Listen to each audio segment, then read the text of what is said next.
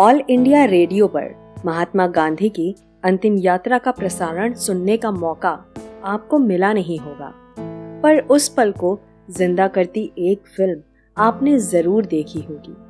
अंग्रेजों ने बड़ी तीक्ष्णता से गांधी फिल्म का निर्माण किया था। 1982 में रिलीज हुई इस फिल्म में जैसे ही गांधी जी की अंतिम यात्रा का सीन आता है, वैसे ही ब्रॉडकास्ट वाली गंभीर और खनकदार आवाज सुनाई देती है। वो आवाज मेलविल डिमेलो की आवाज से काफी ज्यादा मिलती जुलती है और मेलविल डिमेलो ने ही महात्मा गांधी की अंतिम यात्रा का सीधा प्रसारण ऑल इंडिया रेडियो पर किया था, वो भी 7 घंटों तक। मेलविल डिमेलो की आवाज के कारण 50 का दशक यादगार रहा।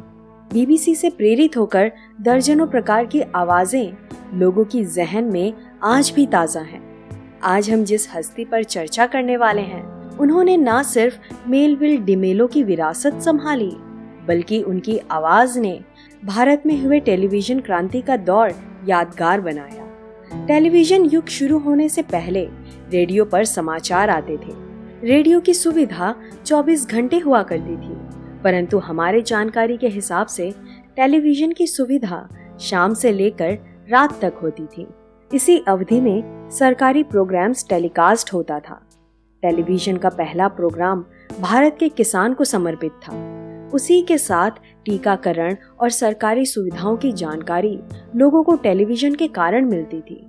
इसके अलावा नवशिशु की देखरेख और गर्भवती महिलाओं के लिए कुछ निर्देश भी टेलीविजन से मिलती थी। अंततः उस दौर में 30 से 40 लोग मिलकर टेलीविजन एंटरटेनमेंट के लिए नहीं, बल्कि जानकारी हासिल करने के लिए देखते थे।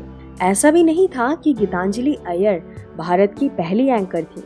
उनके पहले भी बहुत सारे लोगों ने ये कारनामा कर लिया था, परंतु अंग्रेजी बुलेटिन की बात की जाए तो गीतांजलि अय्यर भारत की पहली इंग्लिश न्यूज रीडर हुआ करती थी। भारत की संस्कृति का प्रतीक साड़ी और खूबसूरती का प्रतीक बिंदी धारण कर गीतांजलि अय्यर जब दूरदर्शन पर आती थी तो अंग्रेजी जानने वाले लोग स्तब्ध हो जाते थे। अंग्रेजी शब्दों का उच्चारण इतना स्पष्ट होता था कि लोग खास रूप से अंग्रेजी सीखने के लिए भी उनका प्रोग्राम देखते थे। आपको बता दूं कि उनका प्रोग्राम रात के 9 बजे आता था। 29 जनवरी 1947 को जन्मे गीतांजलि अय्यर मूलतः दिल्ली की निवासी थी, परंतु उनकी पढ़ाई कोलकाता के लोरेटो कॉलेज में हुई। अंग्रेजी विषय में डिग्री लेने के दौरान मेलविल डिमेलो की आवाज सुनकर गीतांजलि काफी प्रेरित हुई। महात्मा गांधी की अंतिम यात्रा वाली ब्रॉडकास्ट उन्होंने बहुत बार सुना था। उन्होंने सोच लिया था कि दिल्ली लौटने के बाद वो मेलविल डिमेलो से मिलेंगी। उस मुलाकात के बाद मेलविल डिमेलो ने गीतांजलि को न्यूज रीडर बनने का गुरु मंत्र दिया। उसे लेकर वो दूरदर्शन गई और ऑडिशन के बाद उनका तुरंत सिलेक्शन हो गया। इस बीच और एक घटना हुई थी। मेलविल डिमेलो से मुलाकात होने से पहले गीतांजलि ने नेशनल स्कूल ऑफ ड्रामा में एक्टिंग का प्रशिक्षण लिया था। इस वजह से दूरदर्शन की खानदान सीरियल में गीतांजलि की कुछ झलक दिखती है।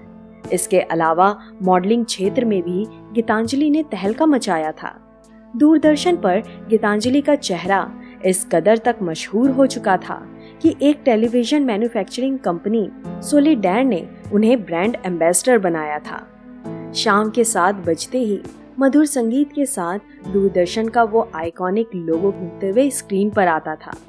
आने वाले दिनों में गीतांजलि अय्यर और दूरदर्शन को याद करने वाले लोगों की संख्या बड़ी मात्रा में घटेगी, परंतु वो इतिहास कभी बदला नहीं जाएगा जब समाचार की गरिमा का भी एक मर्यादा हुआ करता था।